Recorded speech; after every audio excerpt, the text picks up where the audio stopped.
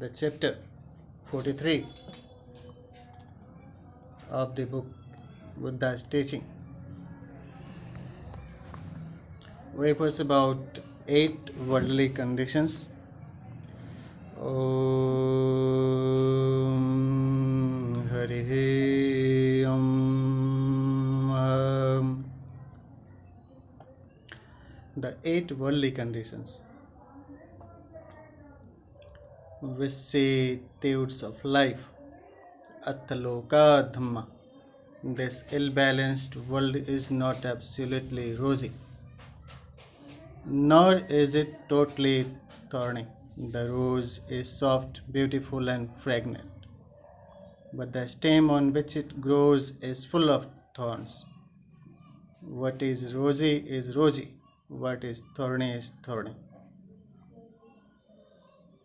Because of the rose, one will not meddle with the thorns, nor will one disperse the rose on account of the thorns.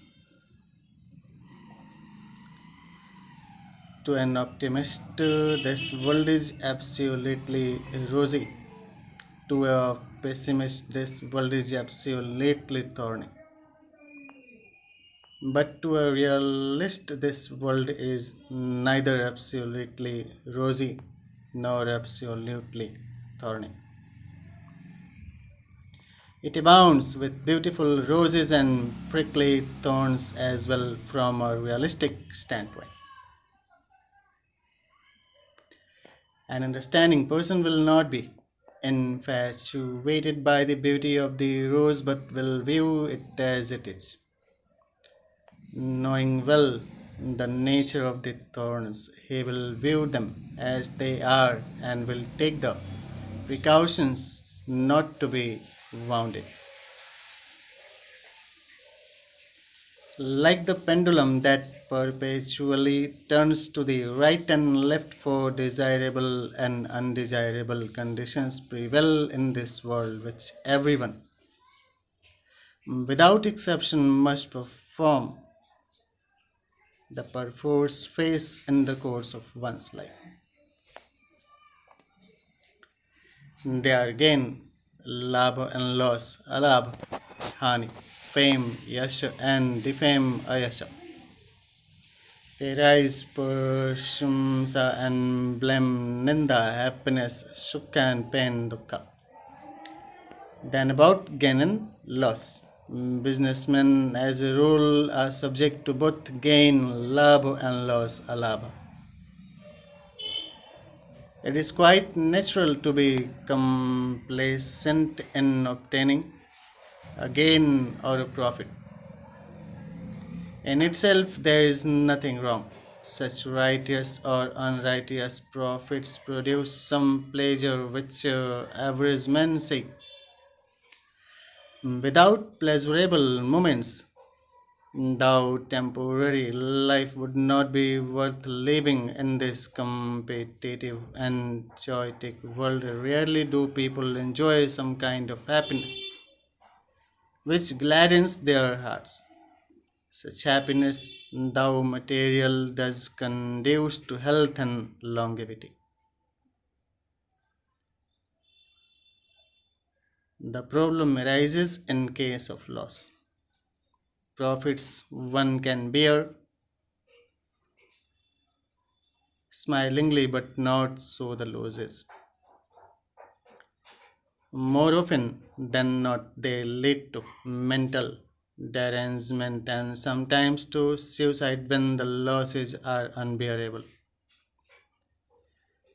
It is under such adverse circumstances that one should exhibit moral courage and maintain a balanced mind.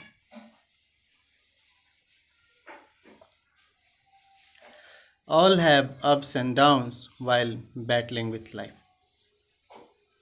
One should always be prepared for the losses in particular. Then there will be less disappointment. When something is stolen, naturally one feels sad, but by becoming sad, one would not be able to retrieve the loss.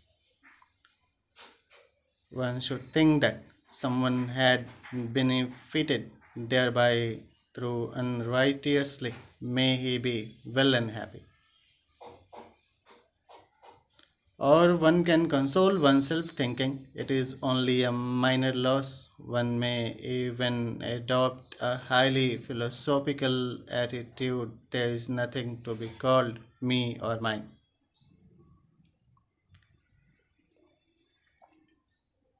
In the time of the Buddha, once a noble lady was offering food to the venerable Sariputta and some monks. While serving them, she received a note stating that her husband and all her sons who had gone to settle a dispute were waylaid and killed. Without getting upset, calmly, she kept the note in her waist pouch and served the monks as if nothing had happened. A maid who was carrying a pot of ghee to offer to the monks inadvertently slipped and broke the pot of ghee, thinking that the lady would naturally feel sorry over the loss. Venerable Sariputta consoled her, saying that all breakable things are bound to break. The wise lady unperturbedly remarked, Bhante or Bande, what is this tribal loss? I have just received a note stating that my husband and sons were killed by some assassins. I placed it in my pouch without losing my balance. I am serving you, all despite the loss. Such valor on the part of courageous women is highly commendable. Once the Buddha went seeking alms in a village, owing to the intervention of Mara the able one. The Buddha did not obtain any food.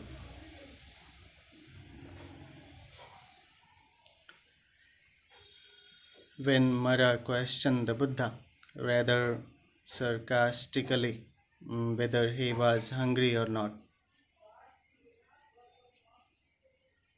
the Buddha solemnly explained the mental attitude of those who are free from impediments and replied, Ah, happily do we live, we who have no impediments. Feeders of joy shall we be, even as the gods of the radiant realm.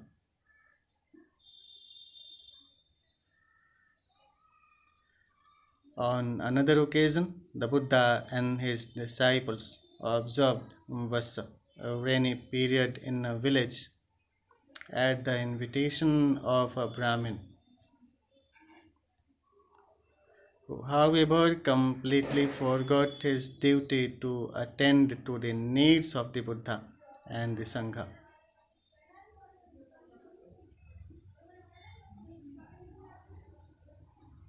Throughout a period of 3 months, although Venerable Moggallana volunteered to obtain food by his psychic powers,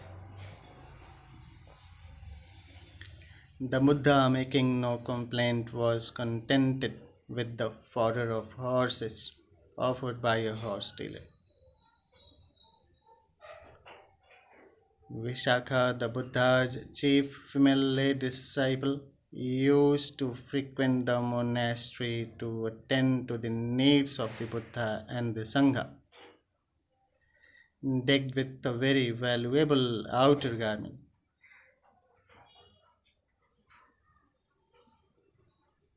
On entering the monastery, she used to remove it and give it to the maid for safe custody.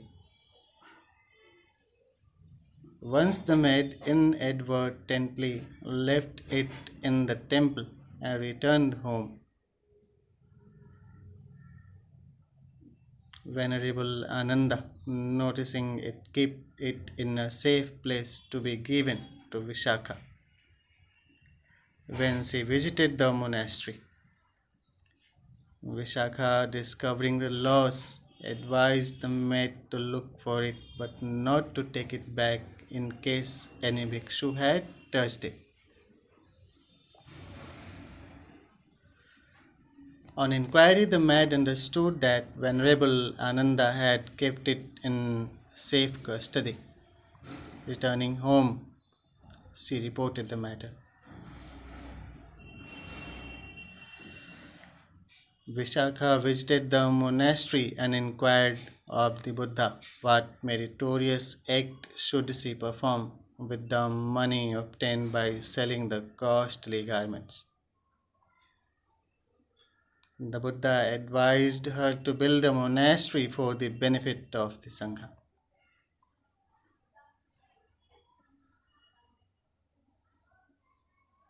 As there was nobody to buy the garment because of its high cost, she herself bought it and built a monastery and offered it to the Sangha.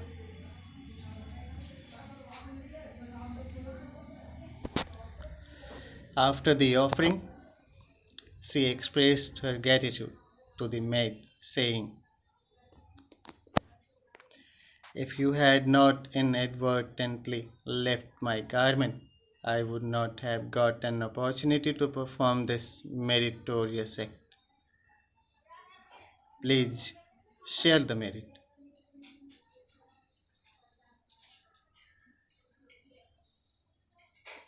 Instead of grieving over the temporary loss and reprimanding the maid for her carelessness, she thanked her for granting an opportunity for service. The exemplary attitude of cultured Vishakha is a memorable lesson to all those who are quickly irritated over the misdoings of helpless servants. Losses one must try to bear cheerfully with manly vigor. Unexpectedly, one confronts them very often in groups and not singly. One must face them with equanimity, upeksha, and think it is an opportunity to practice that sublime virtue. Then fame and defame. Fame, yasha, and defame, ayasha, are another pair of inevitable worldly conditions that confront us in the course of our daily lives.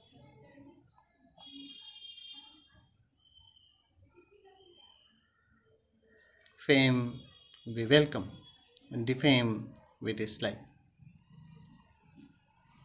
Fame gladdens our mind, and defame disheartens us. We desire to become famous. We long to see our names and pictures appear in the papers.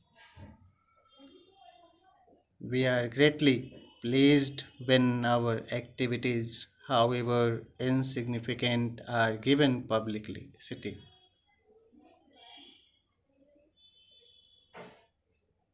The publicity, insignificant according to the appeared context. Sometimes we seek undue publicity too.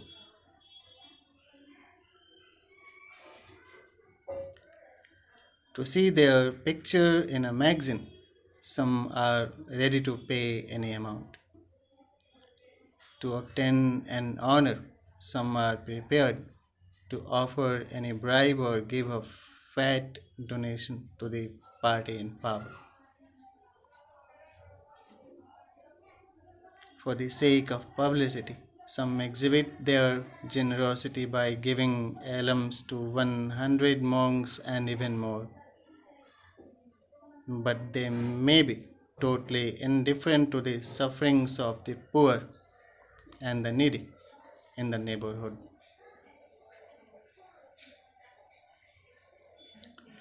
One may charge and punish a starving person who, to appease his hunger, were to steal a coconut in his garden, but would not hesitate to present 1,000 coconuts to get a good name. These are human frailties. Most people do even a good action with an ulterior motive. Selfless persons who act disinterestedly are rare in this world, even if the motive is not very praise worthy. Those who do any good are to be congratulated on having done a beneficial act. Most worldlings have something up their sleeves. Well, who is 100% good? How many are perfectly pure in their motives? How many are absolutely altruistic? We need not hunt after fame. If we are worthy of fame, it will come to us and shout. The bee will be attracted to the flower laden with honey. The flower, however, does not invite the bee. True, indeed, we feel naturally happy, nay, extremely happy, when our fame is spread far and wide. But we must realize that fame, honor, and glory only lead to the grave. They vanish in thin air. Empty words are they, thou pleasing to the ear. Then what about the fame?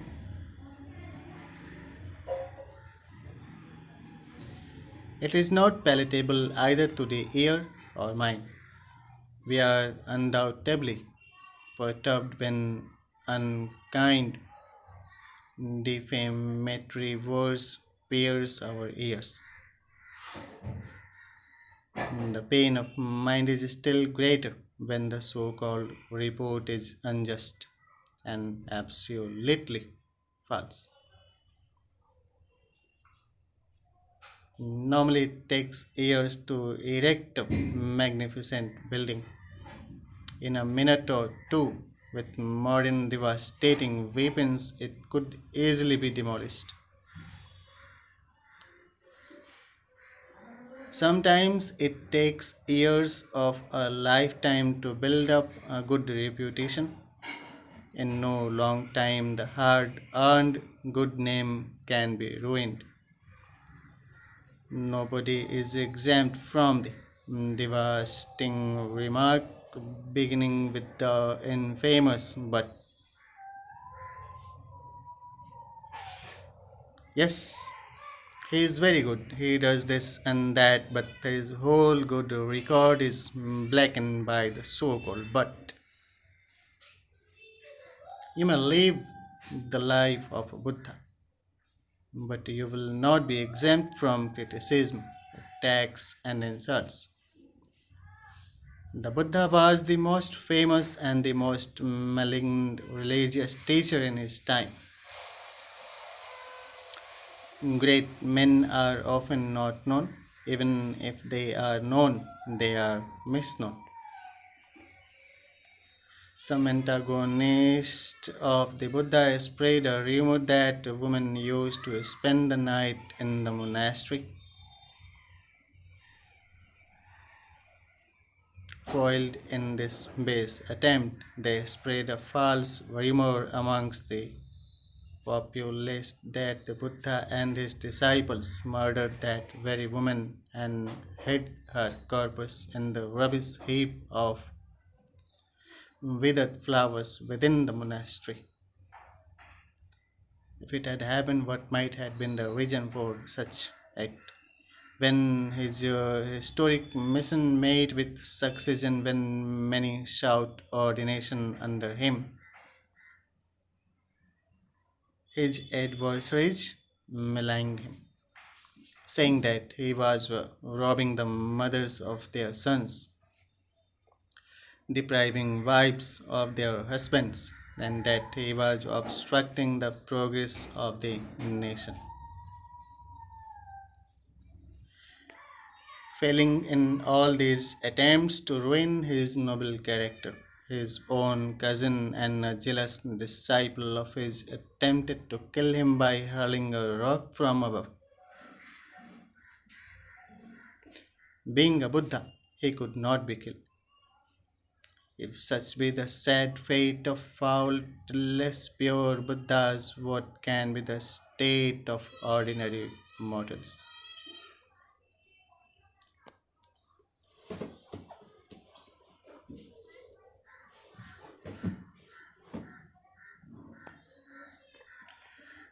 The higher you climb a hill,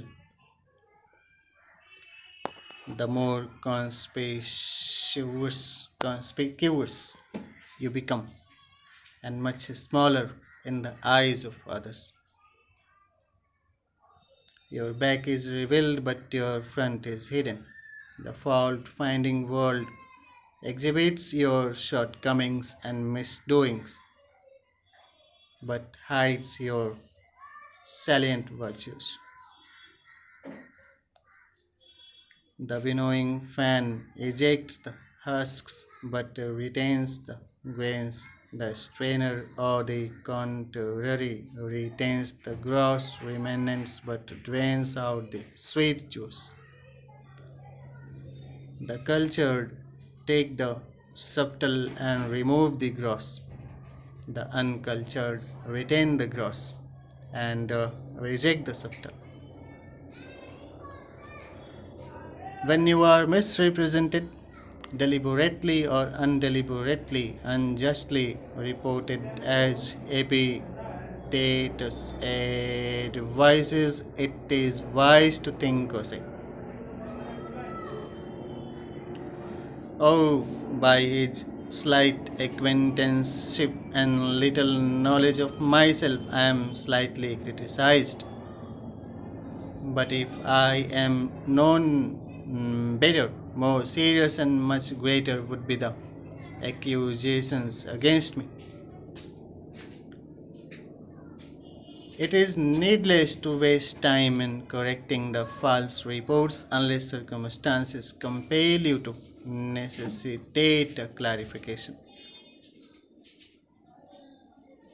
The enemy is gratified when he sees that you are hurt.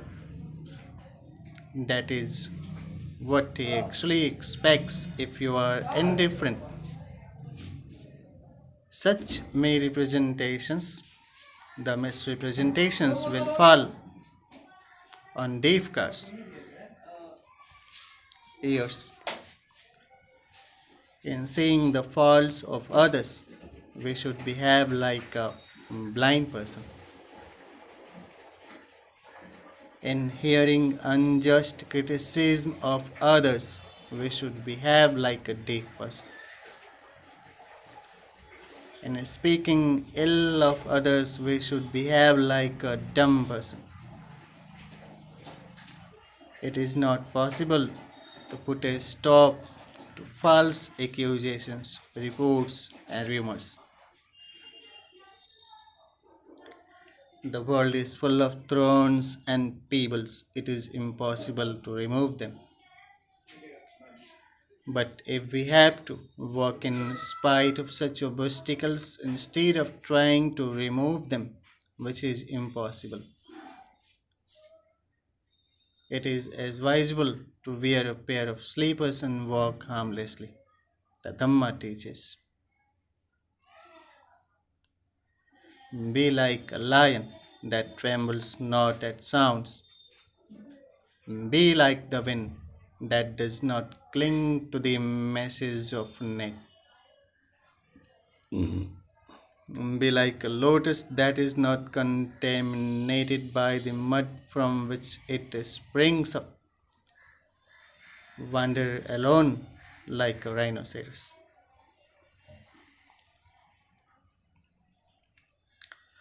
Being the king of the forest, lions are fearless. By nature, they are not frightened by the roaring of other animals.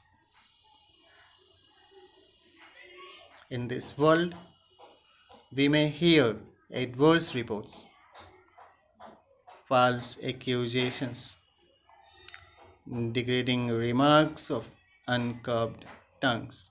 Like a lion, we should not even listen to them. Like the boomerang, they will end where they began.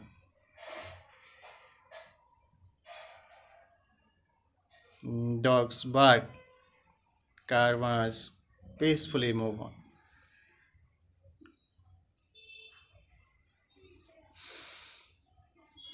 We are living in a muddy world. Numerous are the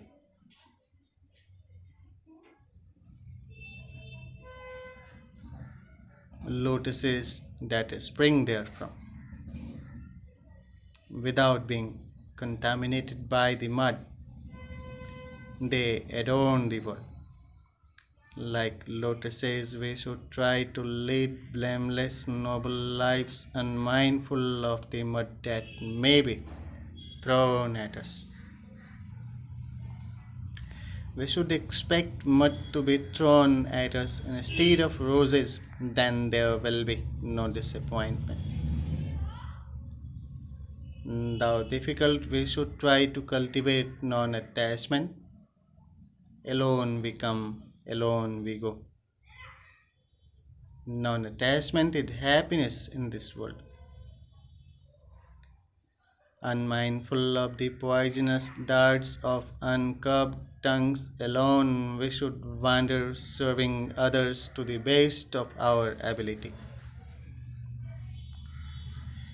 It is rather strange that great men have been slandered, vilified, poisoned, crucified, or shot.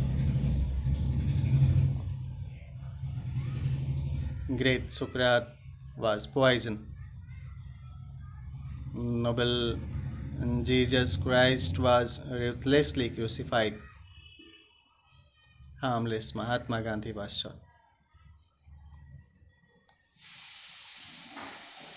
Well, is it dangerous to be too good?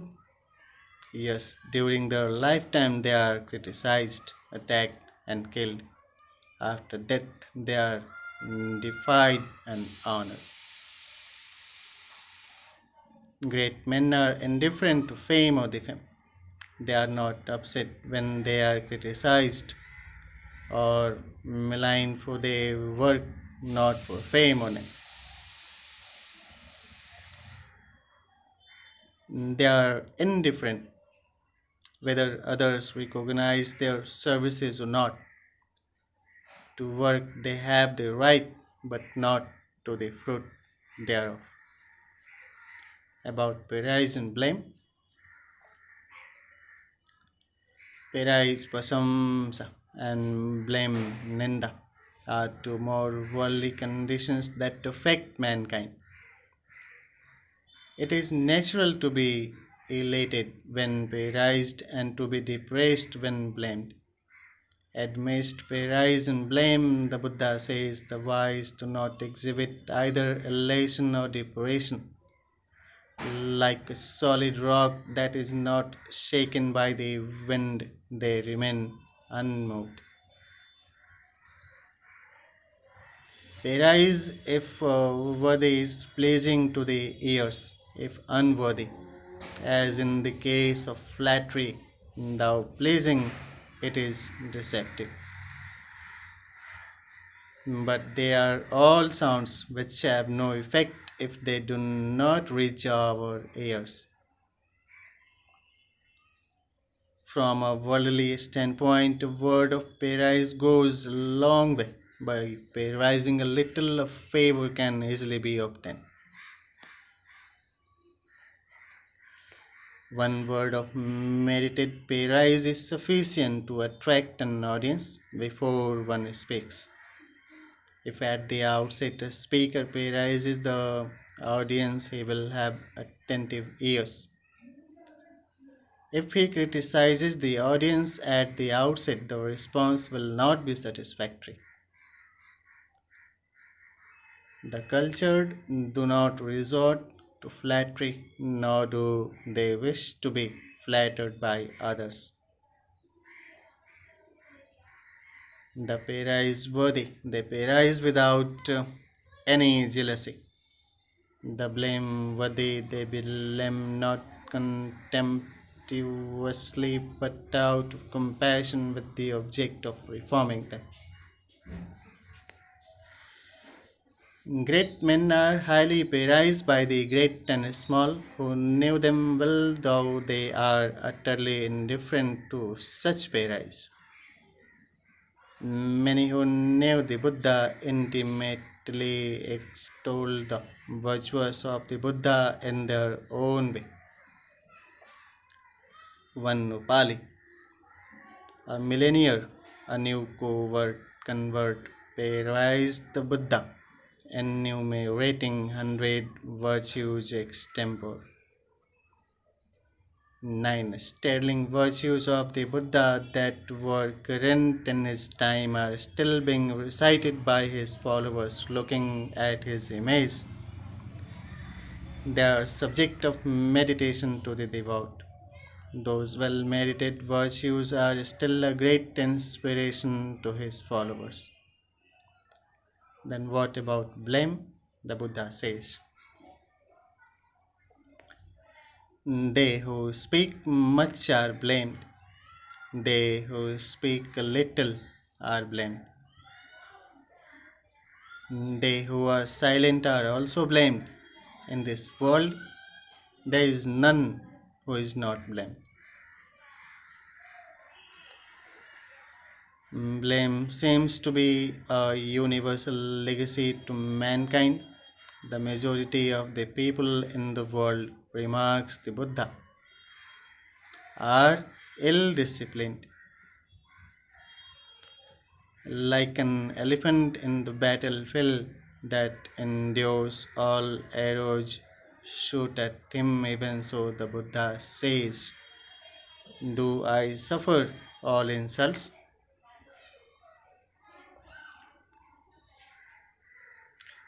The deluded and the wicked are prone to seek only the ugliness in others, but not the good and beautiful. None except the Buddha is 100% good. Nobody is 100% bad either. There is evil in the best of us, there is good in the worst of us. He who silences himself like a cracked gong when attacked, insulted, and abused, he, I say, the Buddha exhorts, is in the presence of Nibbana, although he has not yet attained Nibbana. One may work with the best of motives, but the outside world very often misconstrues him and will impute motives never even dreamed of. One may serve and help others to the best of one's ability, sometimes by incurring debt or selling one's articles or property to save a friend in trouble. But later, the deluded world is so constituted that those very persons whom one has helped will find fault with him Blackmail him, blemish his good character, and will rejoice in his downfall. In the Jataka stories, it is stated that Gutilla the magician taught everything he knew to his pupil without a closed fist, but the ungrateful man he was. He unsuccessfully tried to compete with his teacher and ruin him. Devadatta, a pupil and cousin of the Buddha, who had developed psychic powers, not only tried to discredit the Buddha but also made an unsuccessful attempt to crush him to death by hurling a rock from above while he was pacing up and down below.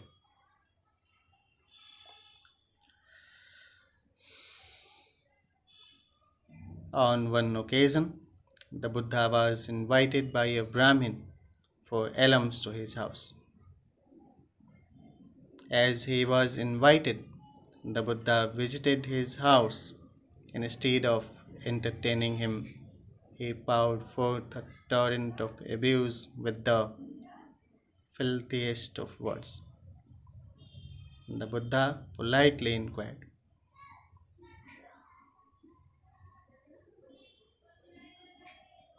"Do visitors come to your house, good Brahmin?" "Yes," he replied. "What do you do when they come?" "Oh, we prepare a sumptuous feast. If they fail to turn up, please, why we gladly partake of it." "Well, good Brahmin, you have invited me for alms and entertained me with abuse. I accept nothing. Please take it back." The Buddha did not retaliate, but politely gave back what the Brahmin gave him. Retaliate not, the Buddha exhorts. Vengeance will be made with vengeance. Force will be made with force. Bombs will be made with bombs. Is it so? It should be stopped.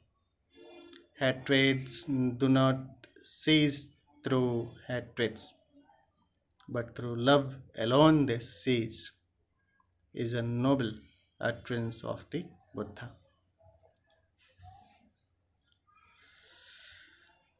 There was no religious teacher so highly praised and so severely criticized, reviled, and blamed like the Buddha. Such is the fate of great men.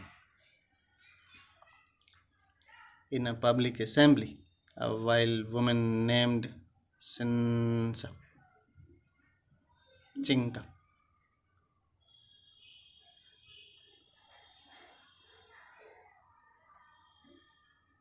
feigning pregnancy, maligned the Buddha.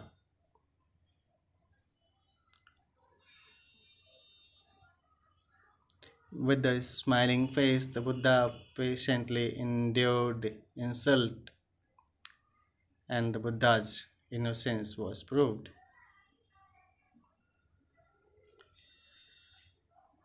The Buddha was accused of murdering a woman, assisted by his disciples. Non Buddhists severely criticized the Buddha and his disciples to such an extent that the Venerable Ananda appealed to the Buddha to leave for another village.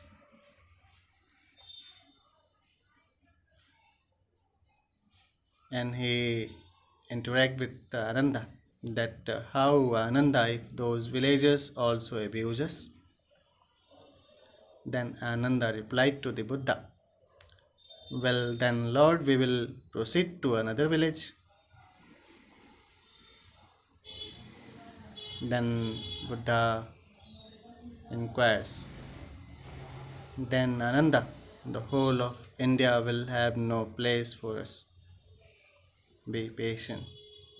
These abuses will automatically cease. Buddha aspires to keep optimistic approach for resolving of disputes.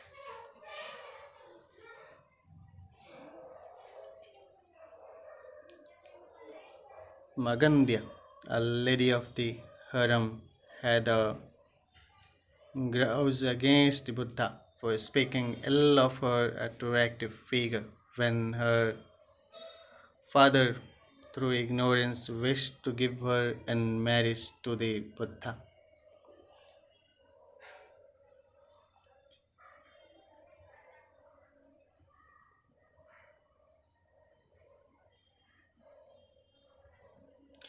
She hired drunkards to insult the Buddha in public.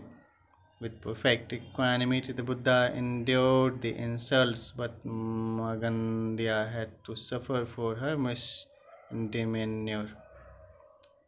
Insults are the common lot of humanity. The more you work and the greater you become, the more are you subject to insult and humiliation. Jesus Christ was insulted, humiliated, and crucified. Socrates was insulted by his own wife whenever he went out to help others. His intolerant wife used to scold him. One day, as she was unwell, she failed to perform her unruly task. Socrates left home on that day with a sad face. His friends inquired why he was sad. He replied that his wife did not scold him on that day as she was unwell. Well, you ought to be happy for not getting that unwelcome scolding, remarked his friends. Oh no, when she scolds me, I get an opportunity to practice patience. Today I missed it. That is the reason why I am sad, answered the philosopher. These are memorable lessons for all. When insulted, we should think that we are being given an opportunity to practice patience. Instead of being offended, we should be grateful to our adversaries. About happiness and pain, happiness, sukha, and pain, dukkha, are the last pair of opposites. They are the most powerful factors that affect mankind. What can be endured with ease is sukha, happiness. What is difficult to bear is dukkha, pain. Ordinary happiness is the gratification of a desire. No sooner is the desired things gained than we desire some other kind of happiness. So insatiate are our selfish desires. The enjoyment of sensual pleasures is the highest and only happiness to an average person. There is no doubt a momentary happiness in the anticipation, gratification, and recollection of such material pleasures highly prized by the sensualist, but they are illusory and temporary. Can material possessions give one genuine happiness? If so, millionaires would not think of committing suicide. In a certain country which has reached the zenith of material progress, about 10% suffer from mental diseases. Why should it be so if material possessions alone can give genuine happiness? Can dominion over the whole world produce true happiness?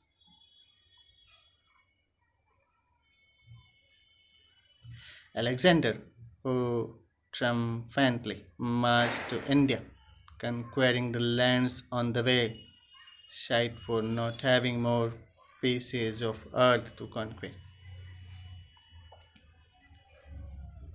Are emperors and kings who wear crowns always happy? No. Very often, the lives of statesmen who wield power are at stake. The pathetic cases of Mahatma Gandhi and J.F. Kennedy are illustrative examples.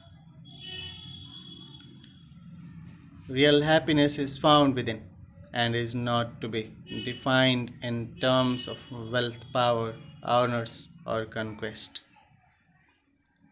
If such worldly possessions are forcibly or unjustly obtained or are misdirected or even viewed with attachment, they will be a source of pain and sorrow for the possessors. What is happiness to one may not be happiness to another. What is meat and drink to one may be poison to another.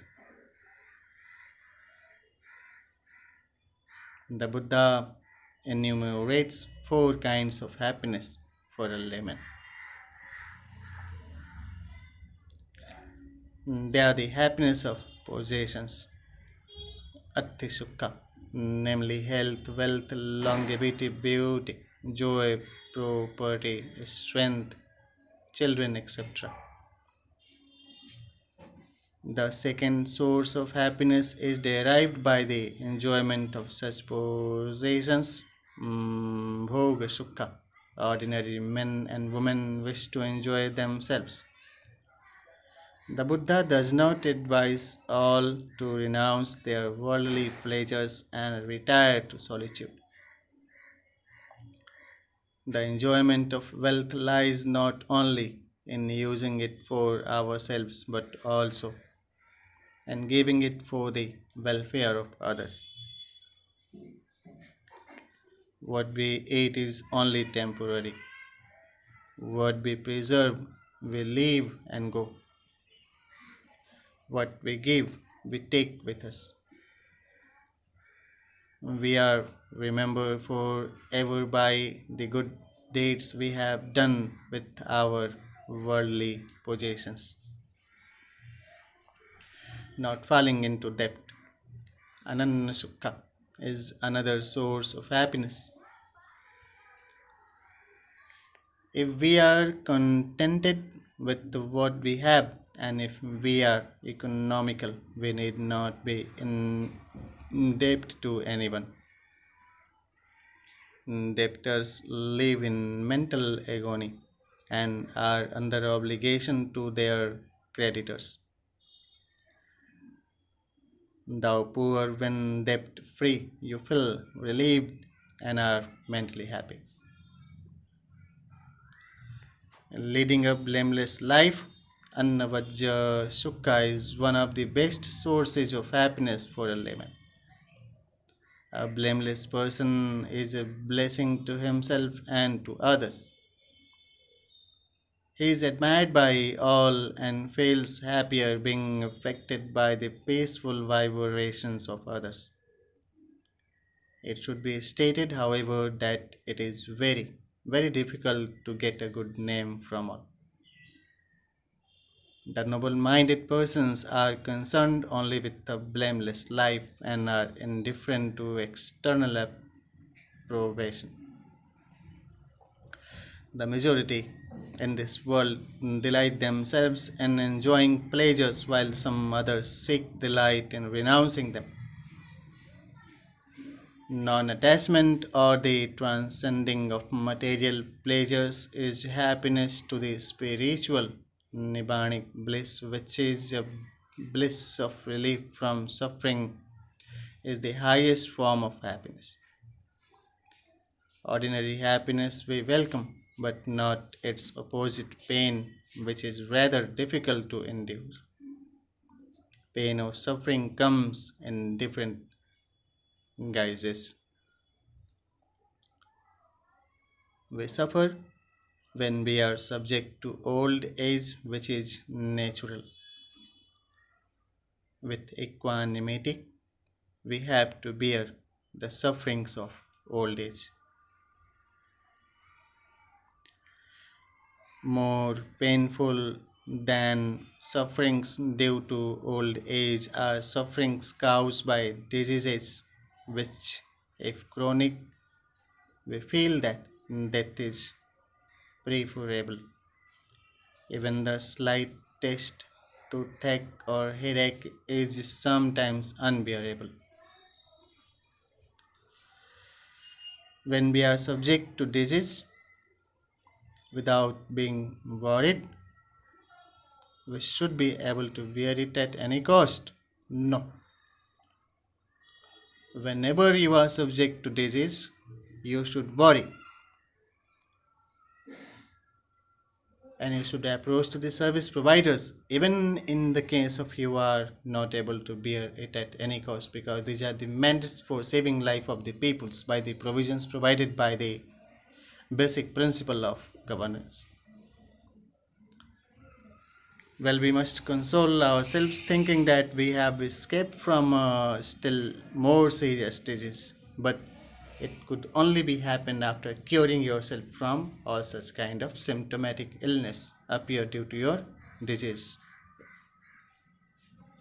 Very often, we are separated from our near and dear ones. Such separations causes great pain of mind. We should understand that all association must end with separation. Here is a good opportunity to practice equanimity. More often than not, we are compelled to be united with the unpleasant which we detest. We should be able to bear them. Perhaps we are reaping the effects of our own karma, past to present. We should try to accommodate ourselves to the new situation or try to overcome the obstacle by some means of others. Even the Buddha, perfect being who has destroyed all defilements, had to endure physical suffering caused by disease and accidents. The Buddha was constantly subject to headache. His last illness caused him much physical sufferings as a result of Devadatta's hurling a rock to kill him. His foot was wounded by a splinter, which necessitates an operation. Sometimes he was compelled to starve. At times he had to be contented with horse fodder due to the disobedience of his own pupils. He was compelled to retire to a forest for 3 months. In the forest, on a couch of leaves spread on rough ground, facing piercing cold winds, he slept with perfect equanimity.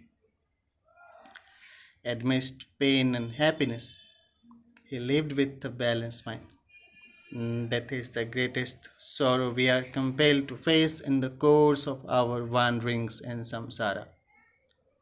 Sometimes death comes not singly, but in numbers which may even cause insanity. Pattakara lost her near and dear ones, parents, husband, brother, and two children. She went mad. The Buddha consoled her. Kisa Gautami lost her only infant and she went in search of a remedy for her dead son, carrying the corpus. She approached the Buddha and asked for a remedy. Well, sister, can you bring some mustard seed? Certainly, Lord. But, sister, it should be from a house where no one has died. Mustard seeds she found, but not a place where death had not visited.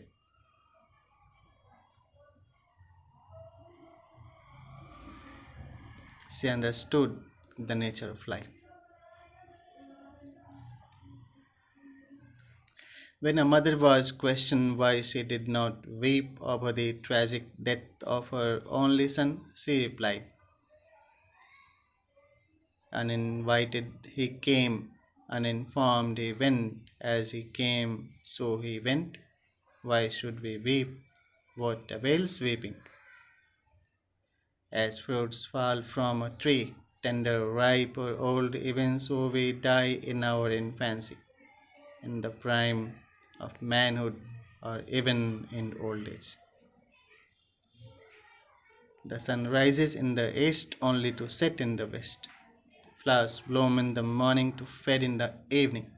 Inevitable death which comes to all without exception we have to face with perfect equanimity.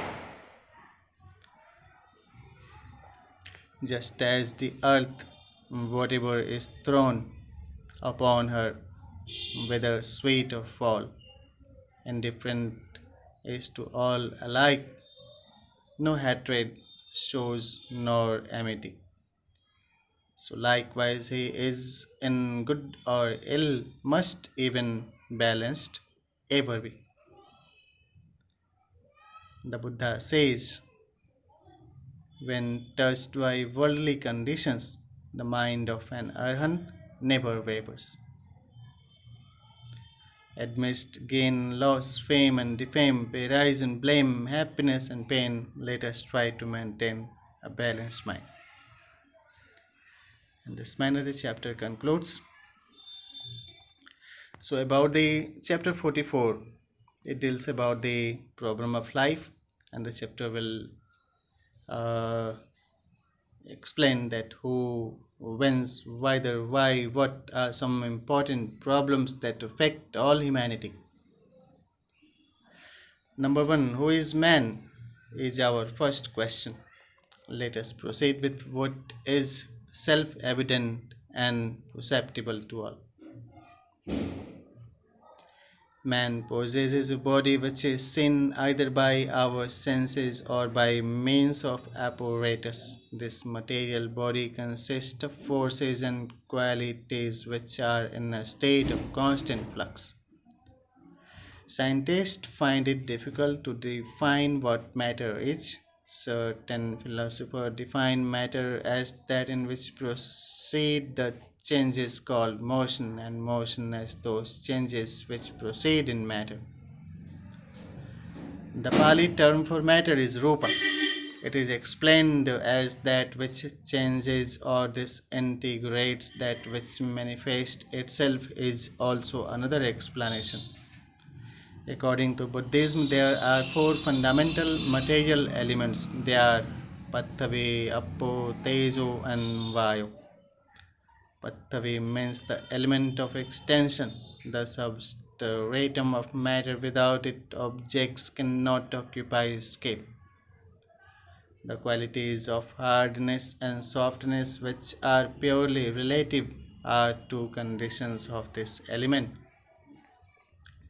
This element of extension is present in earth, water, fire, and air. For instance, the water above is supported by water below. It is this element of extension in conjunction with the element of motion, bio, that produces the upward pressure. Heat or cold is the tejo element, while fluidity is the apo element. Ouspensky tertium organum is stated here. Apo is the element of cohesion. Unlike Pattave, it is intangible. It is this element which enables the scattered atoms of matter to cohere and thus gives us the idea of body. Tejo is the element of heat. Cold is also a form of Tejo. Both heat and cold are included in Tejo because they possess the power of maturing bodies, or in other words, the vitalizing energy. Preservation and decay are due to this element. Vayu is the element of motion. The movements are caused by this element. Motion is regarded as the force or the generator of heat. Both motion and heat in the material realm correspond respectively to consciousness and karma in the mental. These four powerful forces are inseparable and interrelated, but one element may preponderate over another, as for instance, the element of extension preponderates in earth, cohesion in water, heat in fire, and motion in air. Thus, matter consists of forces and qualities which constantly change, not remaining the same even for two consecutive moments. According to Buddhism, matter endures only for 17 thought moments. At the moment of birth, according to biology, man inherits from his parents an infinitesimally minuscule 30 millionth part of an inch across. In the course of 9 months, this speck grows to a living bulk 15,000 million times greater than it was at outset. This tiny chemico physical cell is the physical foundation of man, the zygote, and the embryo. According to Buddhism, sex is also determined at the moment of conception. Footnotes tell that during the time occupied by a flash of lightning, billions and billions of thought moments may arise. Sir Charles Swearington, Life's Unfolding, page 32. Combined with matter, there is another important factor in this complex machinery of man. It is the mind. As such, it pleases some learned writers to say that man is not mind plus body, but is a mind body. Scientists declare that life emerges from matter and mind from life, but they do not give us a satisfactory explanation with regard to the development of the mind. Unlike the material body, immaterial mind is invisible, but it could be sensed directly. An old couplet runs: what is mind? No matter. What is matter? Never mind. We are aware of our thoughts and feelings as so forth by direct sensation, and we infer their existence in others by analogy. There are several Pali terms for mind. Manna, Chitta, Vinanna are the most noteworthy of them. Compare the Pali root man to think with the English word man and the Pali word manusha, which means he who has developed consciousness. In Buddhism, no distinction is made between mind and consciousness. Both are used as synonymous terms. Mind may be defined as simply the awareness of an object, since there is no agent or a soul that directs all activities. It consists of fleeting mental states which constantly arise and perish with lightning rapidity. With birth for its source and death for its mouth, it persistently flows on like a river, receiving from the tributary streams of sense constant accurations to its flood. Its momentary consciousness of this ever changing life stream on passing away transmits its whole energy, all the indelibly recorded impressions to its successor. Every phrase consciousness therefore consists of the potentialities of its predecessors and something more. As all impressions are indelibly recorded in this ever changing states like mind, and as all potentialities are transmitted from life to life, irrespective of temporary physical disintegrations. Reminiscence of past birth or past incidents becomes a possibility. If memory depends solely on brain cells, it becomes an impossibility. Like electricity, mind is both a constructive and destructive powerful force. It is like a double edged weapon that can equally be used either for good or evil. One single thought that arises in this invisible mind can even save or destroy the world.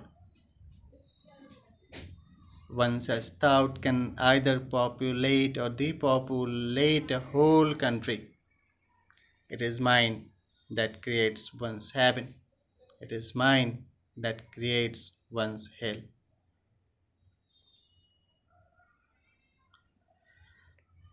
Ouspensky writes concerning the latent energy contained in the phenomena of consciousness, that is, in thoughts, feelings, desires, we discover that its potentiality is even more immeasurable, more boundless. From personal experience, from observation, from history, we know that ideas, feelings, desires manifesting themselves can liberate enormous quantities of energy and create infinite series of phenomena.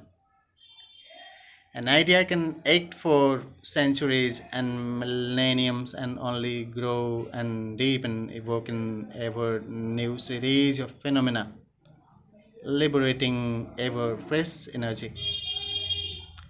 We know that thoughts continue to live and act when even the very name of the man who created them has been converted into a myth, like the names of the founders of ancient religions, the creators of the immortal poetical works of antiquity, heroes, leaders, and prophets.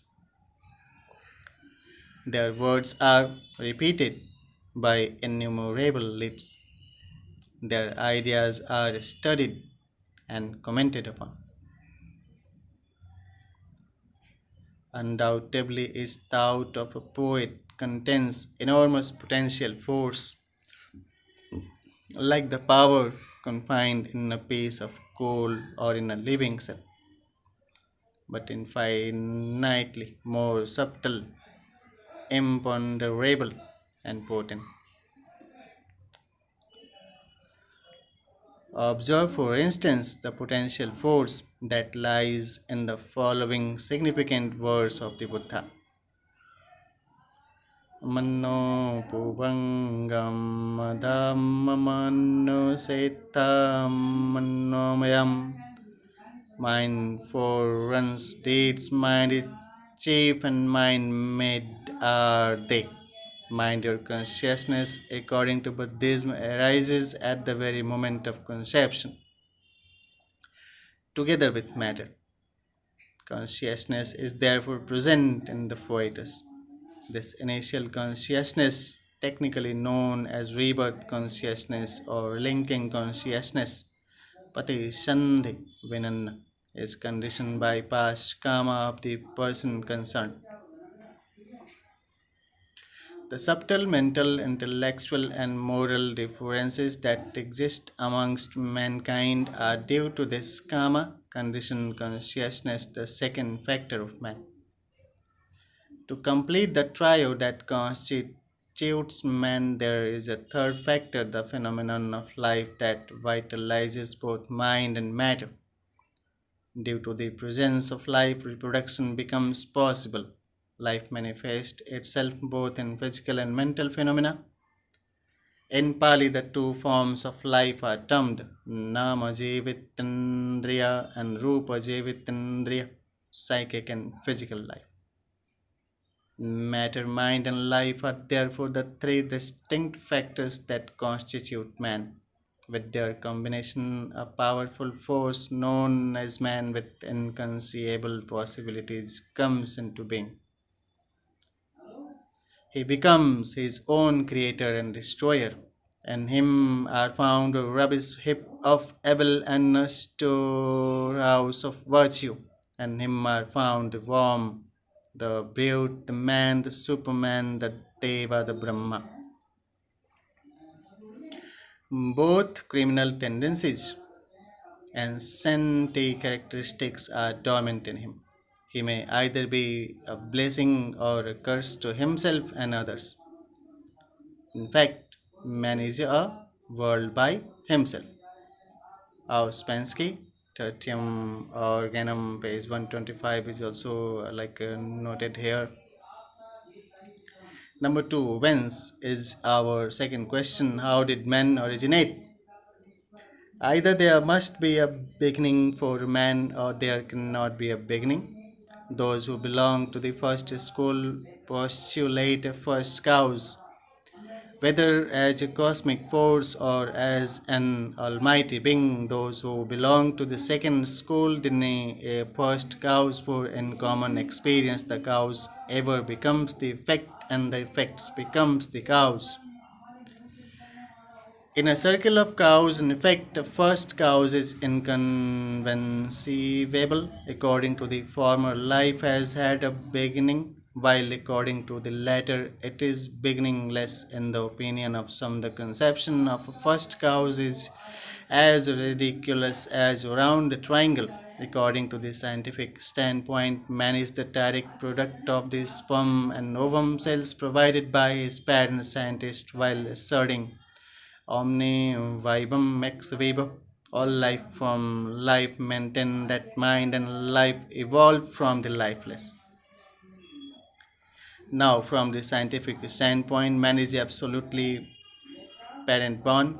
As such, life proceeds life with regard to the origin of the first protoplasm of life or coiled, whichever we please to call it. Scientists plead ignorance. According to Buddhism, man is born from the matrix of action, Kama Yoni. Parents merely provide man with a material layer. As such, being proceeds being. At the moment of conception, it is karma that conditions the initial consciousness that vitalizes the fetus. It is this invisible karmic energy generated from the past birth that produces mental phenomenon and the phenomenon of life in an already extant physical phenomenon to complete the trio that constitutes man. Dealing with the conception of beings, the Buddha states where there are found in combination, there a germ of life is planted if mother and father come together, but it is not the mother's period, and the being to be born, Gandharva, is not present, then no germ of life is planted. If mother and father come together, and it is the mother's period, but the beings to be born is not present, then again no germ of life is planted. If mother and father come together and it is the mother's period and the being to be born is also present, then by combination of these three a germ of life is there planted. Here Gandharva refers to a suitable being ready to be born in that particular form. This term is used only in this particular connection and must not be mistaken for a permanent soul. For a being to be born, here a being must die somewhere. The birth of a being corresponds to the death of a being in a past life. Just as in conventional terms, the rising of the sun in one place means the setting of the sun in another place, the Buddha states. A first beginning of beings who, obstructed by ignorance and fettered by craving, wander and fare on, is not to be perceived. This life stream flows ad infinitum as long as it is fed with the muddy waters of ignorance and craving. When these two are completely cut off, then only does the life stream ceases to flow. Rebirth ends as in the case of Buddhas and Arhants, An ultimate beginning of this life stream cannot be determined as just taste cannot be perceived when this life force was not fraught with ignorance and craving. The Buddha has here referred merely to the beginning of the life stream of living beings. It is left to scientists to speculate on the origin and the evolution of the universe. About Vaidar is our third question. Where goes man? According to ancient materialism, which in Pali and Sanskrit is known as Lokayatta, man is annihilated after death, leaving behind him many forces generated by him. Man is composed of four elements. When man dies, the earthy element returns and relapses into the earth. The watery element returns into the water. The fiery elements returns into the fire. The airy elements returns into the air. The senses pass into space. Wise and fools alike, when the body dissolves, are cut up, perish, do not exist any longer. There is no other world. Death is the end of all. This present world alone is real. The so called eternal heaven and hell are the inventions of impostors. Materialists believe only in what is cognizable by the senses, as such matter alone is real. The ultimate principles are the four elements earth, water, fire, and air. The self conscious life mysteriously springs forth from them, just as the genin makes its appearances when Aladdin rubs his lamp. The brain secretes thought just as the liver secretes bile. In the view of materialists, the belief in the other world, as Sri Radhakrishna states, is a sign of mendaciousness, feminism, weakness, cowardice, and dishonesty. According to Christianity, there is no past for man. The present is only a preparation for two eternities of heaven and hell. Whether they are viewed as places or states man has for his future, endless felicity in heaven or endless suffering in hell. Man is therefore not annihilated after death, but his essence goes to eternity.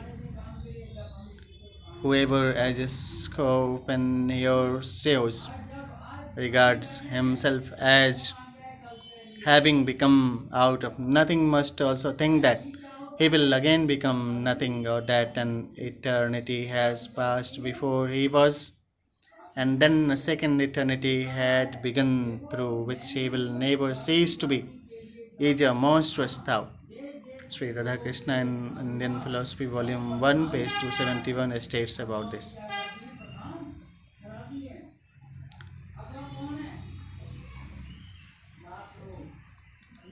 The adherents of Hinduism who believe in the past and present do not state that man is annihilated after death, nor do they say that man is eternalized after death. They believe in an endless series of past and future birth. In their opinion, the life stream of man flows ad infinitum as long as it is propelled by the force of karma. One's actions in due course, the essence of man may be reabsorbed into ultimate reality, Paramatma, from which his soul emanated. Buddhism believes in the present. With the present as the basis, it argues the past and future. Just as an electric light is the outward manifestation of invisible electric energy, even so, man is merely the outward manifestation of an invisible energy known as karma.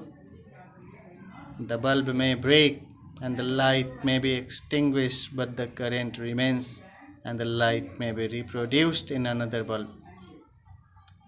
In the same way, the karmic force remains undisturbed by the disintegration of the physical body, and the passing away of the present consciousness leads to the arising of a fresh one in another birth. Here, the electric current is like the karmic force, and the bulb may be compared to the egg cell provided by the parents. Past karma conditions the present birth, and present karma in combination with the past karma conditions the future. The present is the offspring of the past and becomes in turn the parent of the future. That is therefore not the complete annihilation of man, for thou the particular lifespan ended, the force which hailed to actuated it is not destroyed. After that, the life flux of man continues ad infinitum as long as it is fed with the waters of ignorance and craving. In conventional terms, man need not necessarily be born as man because humans are not the only living beings. Moreover, Earth, an almost insignificant speck in the universe, is not the only place in which he will seek rebirth. He may be born in other habitable planes as well. If man wishes to put an end to this repeated series of births, he can do so as the Buddha and Arhants have done by realizing Nibbana, the complete cessation of all forms of craving. Where does man go? He can go wherever he wills or likes if he is fit for it. If with no particular wish he leaves his path to be prepared by the course of events, he will go to the place or state he fully deserves in accordance with his karma. Then, about why is our last question. Why is man? Is there a purpose in life? This is rather a controversial question. What is the materialistic standpoint? Scientist answers. Has life purpose? It may be personal to you. What or where or when? Out of space come universe, come sun, came earth, came life, came man, and more must come. But as to purpose, whose or whence? Why none?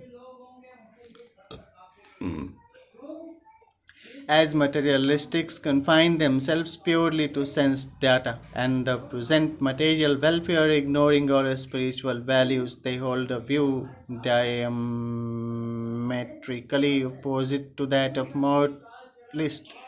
In their opinion, there is no purpose, hence there cannot be a purpose. Non theist, to which category belong Buddhists as well, do not believe in a creative purpose. There are about 10 lakh planetary systems in the Milky Way in which life may exist. See Fred Hoyle, The Nature of the Universe, page 87 89. It is like quoted. Who colors wonderful the peacocks or who makes the cuckoos go so well? This is one of the chief arguments of the materialists to attribute everything to the natural order of things. Eat, drink, and be merry, for that comes to all. Closing our lives appears to be the ethical ideal of their system. In their opinion, as Sri Radhakrishna writes, virtue is a delusion and enjoyment is the only reality. Death is the end of life. Religion is a foolish aberration, a mental disease. There was a distrust of everything good, high, pure, and compassionate. The theory stands for sensualism and selfishness and the gross affirmation of the loud will. There is no need to control passion and instinct since they are nature's legacy to man. Sarvadarshana Sangraha says, while life is yours, live joyously. None can escape death's searching eye when once this frame of ours they burn. How shall it here again returns? While life remains, let a man live happily, let him feed on ghee, even though he runs in debt. Now let us turn towards science to get a solution to the question why. It should be noted that science is a study of things, a study of what is, and that religion is a study of ideals, a study of what should be. Sir J. Arthur Thomson maintains that science is incomplete because it cannot answer the questions why. In dealing with cosmic purpose, Bertrand Russell states three kinds of views: theistic, pantheistic, and emergent. Indian Philosophy, Volume 1, page 201. Indian Philosophy, Volume 1, page 2. It is stated as the footnotes states. The first he writes holds that God created the world and decreed the laws of nature because he foresaw that in time some good would be evolved. In this view, purpose exists consciously in the mind of the Creator who remains external to his creation.